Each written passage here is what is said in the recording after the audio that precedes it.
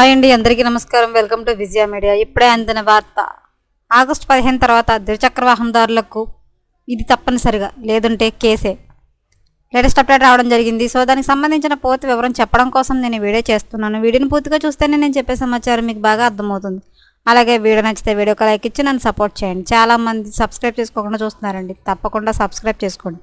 అప్పుడే ప్రభుత్వం నుంచి వచ్చే ఇలాంటి మరిన్ని లేటెస్ట్ అప్డేట్లు చూడడానికి అవకాశం ఉంటుంది.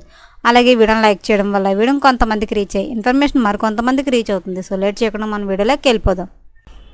ఆగస్టు 15 తర్వాత ద్విచక్ర వాహనదారులు తప్పనిసరిగా హెల్మెట్ ధరించాలని నిజామాబాద్ పోలీసులు కల్మేశ్వరం శనివారం తెలిపారు. నిజామాబాద్ పోలీసులు కమిషనరేట్ పరిధిలో నిజామాబాద్ ఆర్మూర్ బోధన డివిజన్ పరిధిలో ఆగస్టు 15 తర్వాత ద్విచక్ర వాహనదారులు తమ వ్యక్తిగత రక్షణ నిమిత్తం తప్పక హెల్మెట్ ధరించాలని ఆదేశించారు. అదేవిధంగా హెల్మెట్ ధరించకుండా వాహనాలు నడిపిన చట్ట ప్రకారం కేసు నమోదు చేయడం జరుగుతుందని నిజామాబాద్ పోలీస్ కమిషనర్ కల్మేశ్వరం సింగనబార్ ఐపీఎస్ తెలియజేశారు.